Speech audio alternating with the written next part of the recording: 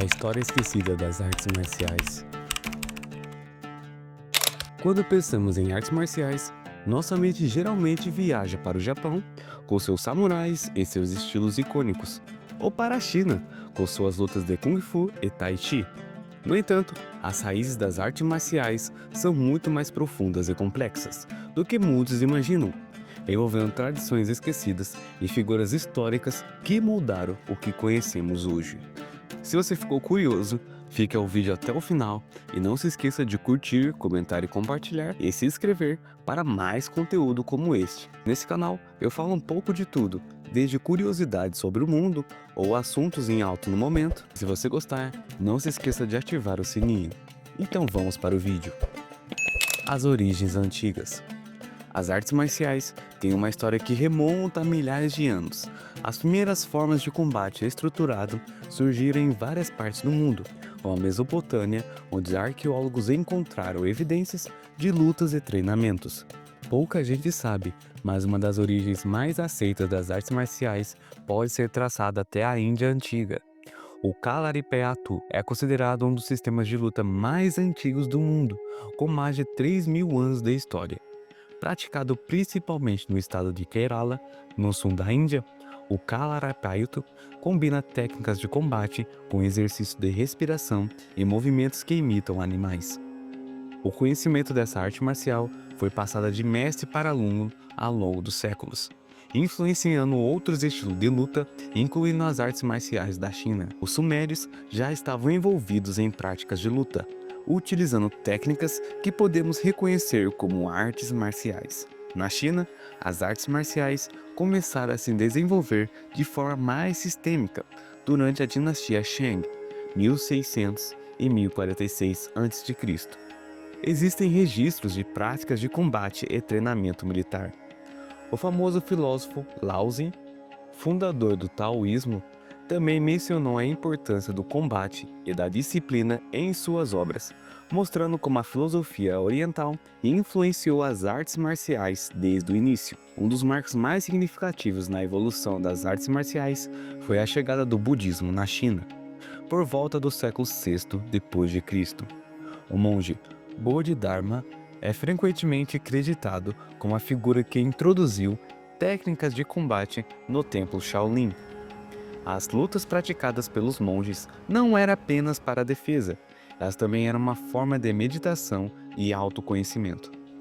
O Kung Fu Shaolin, que surgiu a partir desse encontro, é um dos estilos mais reverenciados e complexos, combinando filosofia, espiritualidade e técnicas de luta. Essas tradições espirituais não se limitavam apenas na China. No Japão, o Bushido, o código de ética dos samurais, enfatizava a importância da disciplina, coragem e respeito. As escolas de combate, ou Hiru, começaram a se estabelecer durante o período feudal. E estilos como Kendo e o Judo surgiram cada um com suas próprias filosofias e técnicas. Um aspecto frequentemente esquecido na história das artes marciais é o papel das mulheres. Em várias culturas, as mulheres também praticavam artes marciais. No Japão, por exemplo, existiam as Onabugeisha, mulheres guerreiras que lutavam ao lado dos samurais. Uma figura notável é a Tomoe Gozen, uma guerreira do século XII, conhecida por sua habilidade em combate e bravura. Na China, as mulheres também estavam envolvidas nas artes marciais, especialmente no Tai Chi. Muitas vezes, essas práticas eram vistas como uma forma de saúde e meditação, mas também ofereciam às mulheres uma maneira de se defenderem e conquistarem poder em uma sociedade dominada por homens. À medida que os séculos avançaram, as artes marciais começaram a se espalhar pelo mundo. O contato entre diferentes culturas, principalmente durante o comércio e as guerras, trouxe essas práticas para novas regiões.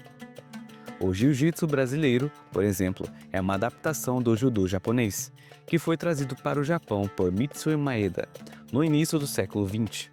Essa fusão resultou em um estilo único que se tornou um fenômeno global, especialmente no cenário das artes marciais mistas, o MMA. Outro exemplo é o Taekwondo, que se desenvolveu na Coreia após a Segunda Guerra Mundial, combinando influências de artes marciais coreanas e japonesas.